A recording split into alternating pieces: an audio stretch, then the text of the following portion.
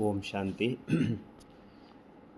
ಬ್ರಹ್ಮ ಬಾಬಾವರ ಜೀವನ ಚರಿತ್ರೆಯನ್ನು ನೋಡ್ತಾ ಇದ್ದೀವಿ.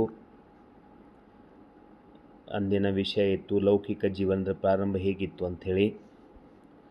ವಿಶೇಷವಾಗಿ ಅದೇ ಭಾಗವನ್ನು ಮುಂದುವರಿಸ್ತಾ ಇದ್ದೀನಿ.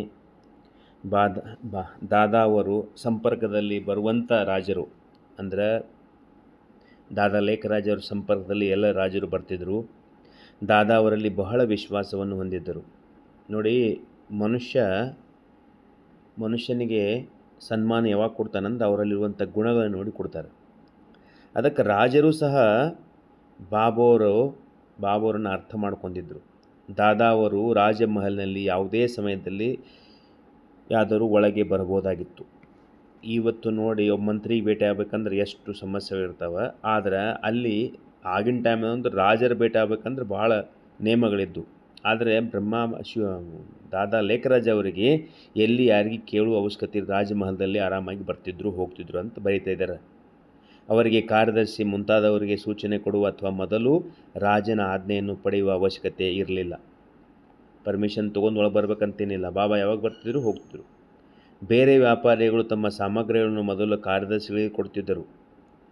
ಆದರೆ ದಾದಾ ಅವರಿಗೆ ಮಾತ್ರ ಅರಮನೆಯಲ್ಲಿರುವಂಥ ರಾಜಮಾತೆ ಮತ್ತು ಸೊಸೆ ಮತ್ತು ಹೆಣ್ಣು ಮಕ್ಕಳಿಗೆ ವಜ್ರ ಒಡವೆಗಳನ್ನು ತೋರಿಸಲು ಅಥವಾ ಕೊಡಲು ನಿಸ್ಸಂಕೋಚವಾಗಿ ದಾದಾ ಅವರನ್ನು ಒಳಗೆ ಕರೆಯುತ್ತಿದ್ದರು.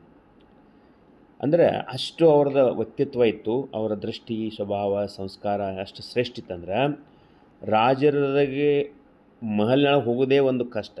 ನಂತರ ಅವರಲ್ಲಿ ಮಹಾರಾಣಿ ಪರ್ಸ್ನಲ್ ಭೇಟಿ ಆಗೋದಂತೂ ದೊಡ್ಡ ಕಷ್ಟ.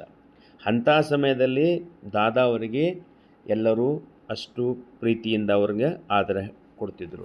ಮುಂದೆ ಹೇಳ್ತಾರೆ ಜಗದೀಶ್ ಬಾಯಿ, ಲಕ್ಕಿ ರಾಮ್ ಈ ಮಗಳಿಗೆ ಈ ಒಡವೆಯನ್ನು ತೋರಿಸು ಅಂದ್ರೆ ಬಾಬಾ ಅವ್ರಿಗೆ, ದಾದಾ ಲೇಖರಾಜ್ ಅವರಿಗೆ ಲಕ್ಕಿ ರಾಮ್ ಅಂತ ಹೆಸರಿತ್ತು.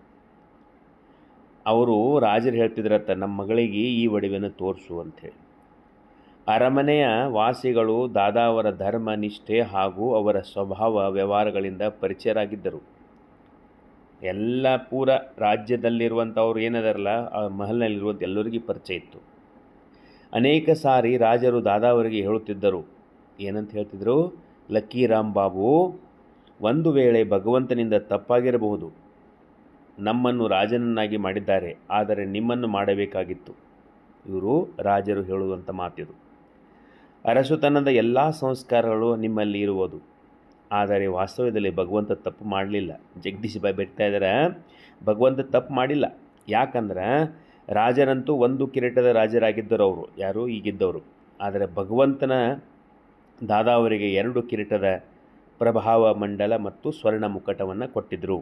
ಒಂದು ಲೈಟದ ಕಿರೀಟ, ಇನ್ನೊಂದು ಸ್ವರ್ಣ ಮುಕುಟವನ್ನು ಕೊಟ್ಟಿದ್ದರು. ಯಾರು? ಸತ್ಯುಗದ ಆದಿ ಫಸ್ಟ್, ಈ ವರ್ಲ್ಡ್ನಲ್ಲಿ ಜಗತ್ತಿನಲ್ಲಿ ಫಸ್ಟ್ ರಾಜ ಶ್ರೀಕೃಷ್ಣ.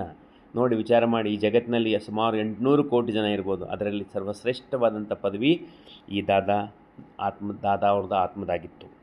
ದೈವಿ ರಾಜ್ಯದ ರಾಜನಾಗುವ ಪುರುಷಾರ್ಥ ಮಾಡಿಸಿದರು ಬಾರು ಶಿವಬಾಬಾ ಪರಮಾತ್ಮ ದಾದಾ ಲೇಖರಾಜ್ ಅವರಿಗೆ ಮಾಡಿಸಿದರು. ಮುಂದೆ ಹೇಳ್ತಾರೆ ಜಗದೀಶ್ ಬಾಯಿ, ರಾಜರು ಅವರಿಗೆ ಎಷ್ಟೊಂದು ಗೌರವ ಕೊಡುತ್ತಿದ್ದಂದರೆ ದಾದಾ ಅವರಿಗೆ ವಿಶೇಷವಾಗಿ ಎಲ್ಲ ಕಾರ್ಯಕ್ರಮಗಳ ನಿಮಂತ್ರಣ ಕಳಿಸ್ತಿದ್ದರು. ನೋಡ್ರಿ, ರಾಜರಿಗೆ ಮಾತ್ರ ನಿಮಂತ್ರಣ ಕಳಿಸ್ತಾರೆ.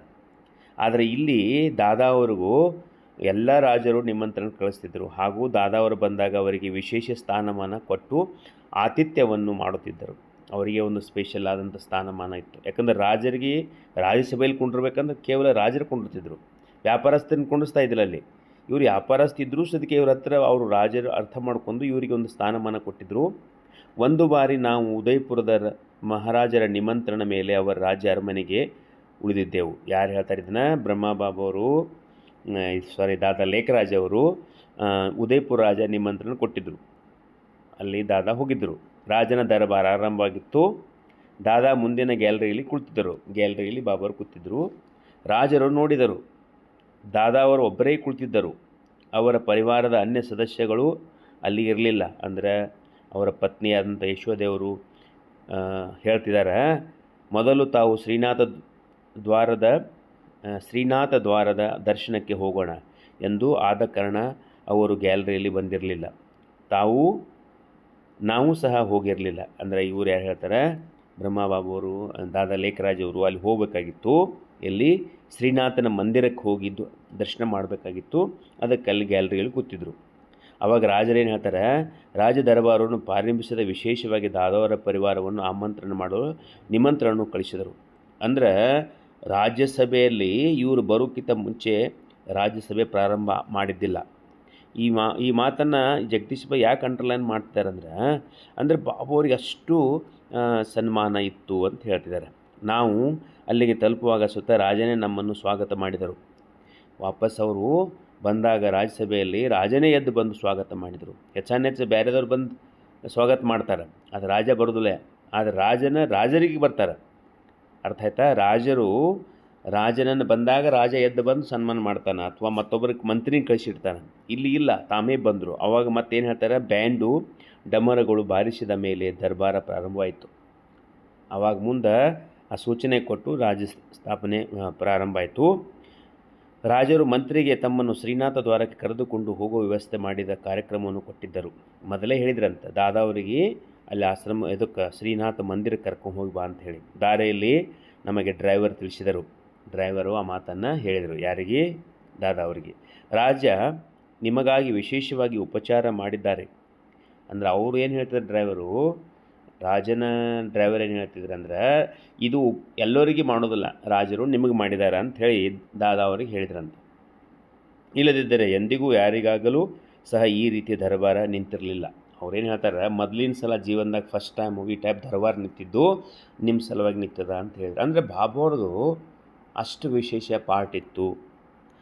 ಔಪಚಾರಿಕ ರೀತಿಯಿಂದ ದಾದಾ ಅವರು ಯಾವುದೇ ಶಿಕ್ಷಣ ಪ್ರಾಪ್ತಿ ಮಾಡಲಿಲ್ಲ. ಅನ್ನೋರು ಏನು ಭಾಳ ಡಿಗ್ರಿಗಳನ್ನು ತೊಗೊಂಡಿದ್ದಿಲ್ಲ ದಾದಾ ಅವರು. ಆದರೆ ಅಭ್ಯಾಸದಲ್ಲಿ ಅವರು ಸಿಂಧಿಯಲ್ಲಿ ಒಳ್ಳೆಯ ಮಹಾನ್ ಪಂಡಿತರಾಗಿದ್ದರು. ಸಿಂಧಿ ಲ್ಯಾಂಗ್ವೇಜ್ದಲ್ಲಿ ಅವರು ಒಂದು ಮಹಾಪಂಡಿತರಾಗಿದ್ದರು.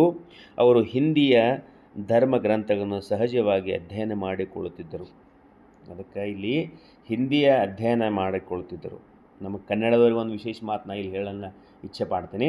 ತಾವು ಸಹ ಹಿಂದಿ ಮುರಳಿಯನ್ನು ಓದ್ಲಿಕ್ಕೆ ಕಲಿಬೇಕು. ಯಾಕಂದ್ರೆ ಬಾಬುವ್ರ ಭಾಷೆ ಹಿಂದಿ ಇದೆ.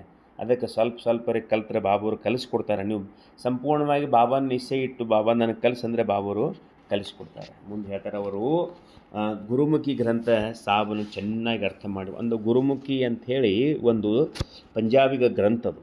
ಈಗ ಹೆಂಗೆ ನಾವು ಕನ್ನಡದಲ್ಲಿ ಭಗವದ್ಗೀತೆ ಓದ್ತೀವಿ, ಹಿಂಗೆ ಕೆಲವೊಂದು ಗ್ರಂಥಗಳದಾವಲ್ಲ, ಆಧ್ಯಾತ್ಮಿಕ ಗ್ರಂಥಗಳು, ಹಂಗೆ ಗುರುಮುಖಿ ಗ್ರಂಥವನ್ನು ಅವರು ಓದಿದ್ರು, ಅರ್ಥ ಮಾಡ್ಕೊಂಡಿದ್ರು. ಗುರುಮುಖಿ ಅಂದರೆ ಪಂಜಾಬಿಗಳ ಒಂದು ಗ್ರಂಥ ಇದು.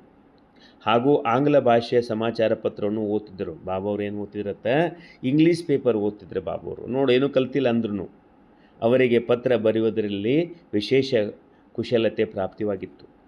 ಯಾರಿಗೆ? ದಾದಾ ಲೇಖರಾಜ್ ಅವರಿಗೆ ಪ್ರಪ್ತ ಬರೆಯುವಂಥ ಒಂದು ಬಹಳ ಕುಶಲತೆ ಇತ್ತು ಅಂತ ಜಗದೀಶ್ ಭಾಯ್ ಬರಿತಾ ಇದ್ದಾರೆ. ಒಳ್ಳೆಯ ಸಾಹಿತ್ಯ ಹಾಗೂ ಕಲೆಯ ಪರಿಚಯವಿತ್ತು. ಅವ್ರ ಹತ್ರ ಒಳ್ಳೆಯ ಕಲೆನಿತ್ತು, ಸಾಹಿತ್ಯನಿತ್ತು. ತಮ್ಮ ವ್ಯಾವಹಾರಿಕ ಜೀವನದಲ್ಲಿ ತಮ್ಮ ವಿಚಾರದ ಮೇಲೆ ಒಡವೆಗಳ ಹೊಸ ಡಿಸೈನ್ಗಳನ್ನು ಮಾಡುತ್ತಿದ್ದರು. ನೋಡ್ರಿ, ಇವರೇನು ಆದಿ ಒಳಗೆ ಇವರೇನು ವಜ್ರದ ವ್ಯಾಪಾರ ಅಲ್ಲ. ಇವ್ರ ಮೂಲತನ ಮನೆತನದಿಂದ ಬಂದಿದ್ದು ವ್ಯಾಪಾರ ಅಲ್ಲ ಅದು. ಬಂಗಾರದ ವ್ಯಾಪಾರ ಮಾಡ್ತಾರಲ್ಲ ಇವತ್ತು, ಯಾವ್ಯಾವ ಮನೆತನದಿಂದ ಯಾರು ಬಂದಿರ್ತಾರೆ ಅವ್ರು ಮಾಡಿರ್ತಾರೆ. ಬಟ್ ಬ್ರಹ್ಮಬಾಬು ಅವ್ರ ಮನೆತನದಿಂದ ಇದು ಇದ್ದಿದ್ದಿಲ್ಲ. ಇವರ ಅಪ್ಪ ಟೀಚರ್ ಇದ್ದರು, ಇವರು ಸಾಧಾರಣವಾಗಿ ಇದ್ದರು ಜೀವನದಲ್ಲಿ. ಆದ್ರೂ ಬಾಬು ಅವರು ಹೆಂಗೆ ಶಿವಬಾಬು ಅವರು ಕಲೆಗಳನ್ನು ಅದಕ್ಕೆ ನಾವು ಏನು ಮಾಡ್ಬೇಕಂದ್ರೆ, ಬಾಬಾನ ಮೇಲೆ ಸಂಪೂರ್ಣ ನಿಶ್ಚಯ. ಬಾಬಾ ನನಗೆ ಕಲಿಸ್ಕೊಡ್ತಾರೆ, ಬಾಬಾ ನನಗೆ ಇದನ್ನು ಮಾಡಿಸ್ತಾರೆ ಅಂಥೇಳಿ ಬಾಬಾಗೆ ಹೇಳಿದಾಗ, ಯಾರಿಗೆ ಶಿವಬಾಬಾಗೆ ಹೇಳಿದಾಗ ಅದನ್ನು ಕಲಿಸ್ಕೊಡ್ತಾರೆ. ಕೆಲವೊಂದು ಜನ ಮಾತೆಯರು ಏನೂ ಬರೋದಿಲ್ಲ, ಬಾಬಾವ್ರದ್ದೇ ಪ್ರತಿಜ್ಞೆ ಮಾಡ್ತಾರೆ ಅವರು, ಬಾಬಾ ನನಗಿನ್ನು ಈ ತಿಳಿಲನ್ನು ಹೆಂಗೆ ಬರ್ಬೇಕಂತೇಳಿ. ಅದಕ್ಕೆ ಮತ್ತು ಬಾಬಾವ್ರು ಏನು ಮಾಡ್ತಾರೆ, ಆ ಮಾತೆಗೆ ಕಲಿಸ್ಕೊಡ್ತಾರೆ. ನಾನೇ ಮೌಂಟ್ ಆಬುದಾಗಿದ್ದು ಸುಮಾರು ವರ್ಷದಿಂದ ನೋಡ್ತಾ ಇದ್ದೀನಿ. ಈ ಆಂಧ್ರ ಪ್ರದೇಶದಿಂದ ಬಂದಿರ್ತಾರೆ ಮಾತೆಯರು, ಕರ್ನಾಟಕದ ಬಂದಿರ್ತಾರೆ. ಒಂದು ಶಬ್ದನೂ ಬರ್ತಿರಲ್ಲ ಫಸ್ಟ್ ಟೈಮ್ ಬಂದಾಗ. ಮುಂದೆ ಅವ್ರು ಬರ್ತಾ ಅವ್ರ ಜೀವನದಲ್ಲಿ ಬಾಬಾ ಅವ್ರ ಹಿಂದಿ ಭಾಷೆ ಆರಾಮಾಗಿ ಅವರು ಓದ್ತಿದ್ರು ಅಂತ ಈ ಮಾತುಗಳನ್ನು ಇಲ್ಲಿ ಬಾಬಾ ಅವ್ರದ್ದು ಕಲೆಯಲ್ಲಿ ಹೊಸ ಡಿಸೈನ್ ಮಾಡುತ್ತಿದ್ದರು. ಅವರು ಈ ಕಾರ್ಯದಲ್ಲಿ ಯಾರ ನಕಲನ್ನು ಮಾಡಿರಲಿಲ್ಲ. ಈಗ ಮತ್ತೊಬ್ಬರು ನೋಡಿ ಅವ್ರು ಎಂದು ಮಾಡ್ತಾರೆ, ಹಾಗೆ ಎಂದೂ ಮಾಡಲಿಲ್ಲ ಬಾಬು ಅವರು ತಮ್ಮದೇ ಆದ ಒಂದು ಬುದ್ಧಿ, ಒಂದು ಚಾತುರ್ಯದಿಂದ ಅವ್ರು ಏನು ಮಾಡ್ತಿದ್ದಾರೆ ಅಂದರೆ, ಬಾಬು ಅವರು ಆಗೋಕ್ಕಿಂತ ಮುಂಚೆ, ದಾದಾ ಲೇಖರಾಜ್ ಆಗೋಕ್ಕಿಂತ ಮುಂಚೆ ಈ ಪ್ರಕಾರ ಬಾಬು ಅವರು ತಮ್ಮ ಜಗದೀಶ್ ಭಾಯ್ ಅವರು ಬಾಬು ಅವ್ರ ಬಗ್ಗೆ ಬರಿತಾ ಇದ್ದಾರೆ. ನಾಳೆ ಮತ್ತೆ ಇದು ಇವತ್ತಿನ 7ನೇ ಭಾಗ ಇತ್ತು. ಬ್ರಹ್ಮಬಾಬಾವರ ಜೀವನ ಚರಿತ್ರೆಯ 7ನೇ ಭಾಗ ಇತ್ತು. ಮತ್ತು ಮುಂದೆ ಬರುವ ಸಮಯದಲ್ಲಿ ಬಾಬಾವರ ಜೀವನದ ಅನೇಕ ಮಾತುಗಳನ್ನು ಡೈರೆಕ್ಟ್ ಯಾರು ಜಗದೀಶ್ ಬಾಯ್ ಅವರು ಅದನ್ನು ಸ್ಟಡಿ ಮಾಡಿ ಅನುಭವಗಳನ್ನು ಪಡೆದು ದಾದಿಗಳ ಜೊತೆ ಮಿಲನ ಮಾಡಿ ಬ್ರಹ್ಮಬಾಬಾವರ ಮಗಳ ಜೊತೆ ಮಿಲನ ಮಾಡಿ ಅನೇಕ ಎಲ್ಲರ ಜೊತೆ ಕೂಡಿ ಈ ಮಾತುಗಳನ್ನು ತಮ್ಮ ಅನುಭವದ ಆಧಾರವಾಗಿ ಬರೆದಿದ್ದಾರೆ. ಮುಂದಿನ ಭಾಗವನ್ನು ಮುಂದಿನ ಸಮಯದಲ್ಲಿ ನೋಡೋಣ. ಸರ್ವರಿಗೂ ಶುಭವಾಗಲಿ. ಓಂ ಶಾಂತಿ.